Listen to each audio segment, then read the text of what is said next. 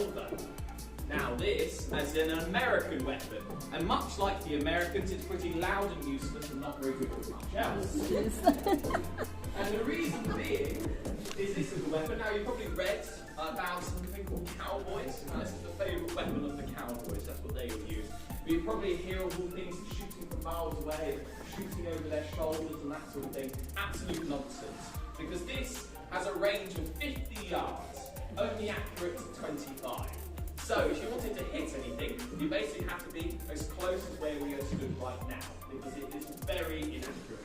Also, this takes 10 minutes to reload in an untrained hand. Maybe 6 in a trained hand. That takes very long time. There's several reasons for this. So you have to start off by reloading this weapon. You put her, as it is at the moment, in the half-cock position. Now you notice this means this can spin. It has 6 barrels. So you think, fantastic, I can shoot 6 rounds at once. Not quite. You can only shoot 5. The reason being is this has no safety catch. So the empty barrel is your only form of safety. And we're not fancy like the Americans. We don't have holsters to keep it in the side. So if I had this weapon on me, I keep it here. And if this goes off, the weapon isn't going to be the only thing that's half-cocked. So we prefer not to have that one loaded. So, how to load one of these is you get your little bit of gunpowder, pour it into every single chamber. Then you get a little bit of wadding, which is a tiny little bit of material, put that into your chamber as well. Then you get your shot, which is this tiny little thing. We call it smooth bore, which means it's not really a bullet, it's a shot, and it's smooth all around the outside. That's why it's so inaccurate, because it will go all over the place when you fire it. But if you manage to hit a Frenchman with it, it will still do a lot of damage. So what you do is place it down one of your chambers as well. Then you will get a slick of animal fat to slip it over to make sure as you turn it upside down, it's not all going to fall out again. Another problem with that is fat is quite explosive, so when the spark hits on it, you have your fingers in the wrong place, you will also blow your fingers off. So yes, that's why you can see it's not the best weapon in the world. Then you need to get your percussion cap. So we have quite a few of these. There's tiny little things. There we go. So that is a percussion cap. Now, if any of you children have a cap gun at home, this is exactly the same thing. It has a tiny bit of mercury in there, which, when the hammer hits, it will explode, which ignites the gunpowder, which makes a huge explosion, which will propel your shot out at the end. So you would place this on the little parts down here on the side of your weapon. I've got one already on there. So you click it to make sure it's in position. There you go. And that's loaded. So you can see why it takes a very, very long time. So we'll have these dotted around the ship as well. You might see them above the gun ports, over the guns. These are your gun captains. If anybody climbs in through the gun ports, the gun captain will grab one of these and put a nice warning shot in the Frenchman's face. And that will be a signal for everyone to grab the cutlasses and start fighting. That's why the loudness of this is very, very good, because it's a good signal that there are enemies on board. Now to fire all these weapons, you put it into full cock, and then it is ready to go. Okay, so if anybody doesn't like loud noises, this is the time to put it in your ears. So you would put it against someone, and you would imagine you're looking at someone you hate, so I'd imagine I'm looking at Baldwin, and then you fire. Go. And then you fire it 4 more times, then you've got to do it all over again. That's why you can see this, to be honest, it's a pretty useless weapon. Now this thing is very heavy as well, so if you do run out of shot and somebody's running at you, you might as well just turn it over and just smack them over the head with it. Now if you went onto older ships like Victory, they had the old flintlock pistols, and even to this day they still do this. What you do is put your sort of family insignia or a funny word inscribed on the bottom. So when you did smack someone over the head with it, it would have it imprinted on their head. Not very nice, actually. To be honest, it's a bit of a useless American weapon, not quite as good as a British weapon, is it, Baldwin? No, not quite, and made things for it, mate. This is a British weapon. Far better. Your 1858 Enfield rifle musket. You see quite a lot of these around the ship. They are the main small arm, if you like. Now they're a shorter version of your 1853 model. Your 1853 model is a 3-band rifle. That means it has got 3 of these metal gut bands going around. This is a 2-band. and those are about a foot long, that's used by the army. Now when the Navy started needing sidearms, if you will, they didn't want a really long weapon that's swinging around in low depths. So they commissioned the 1858 shorter model. And despite being a rifle musket, it is still loaded from the muzzle here.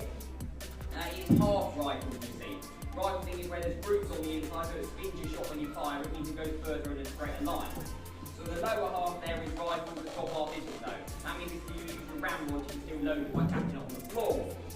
As I say, it is a rifle, but it is loaded from the muzzle. So first of all, you take your cartridge here, this has got everything you need in it. You've got grains of powder at one end, you've got your shot or your bullet at the other end. So you bite off one end and tap your powder into it. You then bite off the other end, flip it round and drop your shot in. Now what you're actually firing is a bullet like that. And that is a big lump of lead, essentially. And that is concave at the base of it, as you can see. Now that means that when it is fired, the pressure coming out the gun will cause that to spread out or make the bullet thicker, meaning it grips into the rifling. Yeah, so it's nice and soft, so it will hit into it. Now once you get your powder and your shot in, you take your ramrod here, spin it round, drop it down.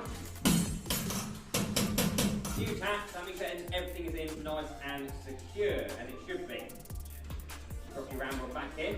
Now you need to make sure you put your ramrod back in, otherwise you'll fire on the out as well. Now unofficially, that can be quite effective. If you are out of shot, you put your ramrod in, you put a bit of powder in, you fire that. That is easily going to skewer a Frenchman flying speeds. But you do in general want to stick to your bullets. Now actually, you take a hard cock, like that. You then get a percussion tap, one of these here. And it's a bigger version of your percussion tap you've got on your Colt, filled with mercury. Now military ones, you know, it's got some flares around the outside. You might be able to see that far away. That means it's easy to flip off, civilian ones don't have that. So you essentially, you put that on the nipple of your gun. You make sure that is on nice and securely. Now your sight on this gun is here. It's got an adjustable sight, and you can slide it up and down depending how far you want to be firing. So you adjust that, then there's a slot on the top of that, which you line up a little bit at the end of the rifle there. Now when you're ready, you take it to full cock, you lift it up, you bring it to bear, and you might put your fingers in your ears, and then when you're ready, you shout, firing! There you go. And it's Frenchman down, hopefully. Now that takes about 20 seconds to reload afterwards. A lot quicker than your Colt, but you are only putting one shot in. In the hands of a Royal Marine, that is accurate to the range of about 1,000 yards. Hands of seamen slightly less, you know, they're not quite skilled. Now that is the main use of a rifle, obviously for shooting. We do have two different types on board, if you will. This is a naval one, look at the Marines one. The Marines one have got a lovely white leather strap, just to signify the difference. Now on the end of a rifle, you can put one of these. These are your bayonets. So you've got two different types. First of all, you have your, I'll start with the cutlass one, it's very similar to your ordinary cutlass. This is your cutlass bayonet. So we pull that up when you go. Yeah, that's okay. And I'll try not to take your nose off, but I wouldn't take too much of a shame. So simply that fits on like that. Meaning that, once that's on securely, you've got quite a long range on you. You imagine there's a froggy running at you with a sword. You're holding that out in front of you. He's going to run straight into that and skewer himself. You've got quite a good reach on that. I'll probably now struggle to take this off and embarrass myself. So You've got it stuck on with. Leave it to you. Now, once that bayonet is off, if the young snotty here can manage it, of course, it can be used as a cut. It's a chopping weapon rather than stabbing weapon. Again, there's no bruise down the side. So, yeah, you don't want to stab a man with that. Although the midshipmen might do a perfect demonstration of stabbing himself. I might do it in a minute. I'll do it in a minute. I'll report to you to Lieutenant Fisher. You've got some musket stuck in it. Oh dear, oh dear. Now this is your other type of bayonet. So that's used by your seaman for chopping. Chop a man's arm off nice and clean like your other one. This here is your Marine's bayonet. Right. Now my father, he was a Marine. He was a sergeant in the Marine. He fought out in Crimea. His favourite weapon. Basically a short sword once it comes off. We'll do that later. Short sword when it comes off your rifle musket. Attached on, again, it's a deadly weapon. You can stab a man at long range. But you take that off, that is a brilliant fighting weapon. Now your cutlass is defensive, if you like. Holding that and someone swings at you, your hand's defended, you're not going to get it there. You're holding this and you're attacking a man, his blade comes down, you can lock it in place, you then have control of his weapon. You can throw him away, you can throw him from side to side, yeah, get his weapon off him. Now this is a stabbing weapon, it's got a lovely groove down the side, you can stab a man, give him a little twist, pick it up, pull out again, nice and easy. I always say that stabbing a man is like putting a cork in a bottle. You put it in, it's going to kill him, but it'll take a while. Nothing's going to come out, is it? As soon as you pull that cork out again, though, everything comes tumbling out. All that juicy goodness. You give it a little twist and a flick up and a little bit of a wobble, a lot more comes spilling out. Now, the other thing the Royal Marines like to do with these is combine these with your moving hatchet there. Something my father told me about when I was 4 or 5 years old. Now, you imagine you're attacking a man on deck, he's coming forward. You get one of these, you get the spike, you get it behind the man's knee, like that. Pull that forwards. As he pulls backwards, you go over the top, stab him in the chest. He's already hit the floor before you stabbed him. He's got no chance of fighting back. So yeah, there you go. That is your Royal Marines curved bayonet. It's terribly vulgar, ladies and gentlemen. I do apologise. Oh yeah, sorry about that. I mean, it is war people. It is all about killing people. Now, unfortunately, we have come to the end of our small arms demonstration. We really hope that you have enjoyed.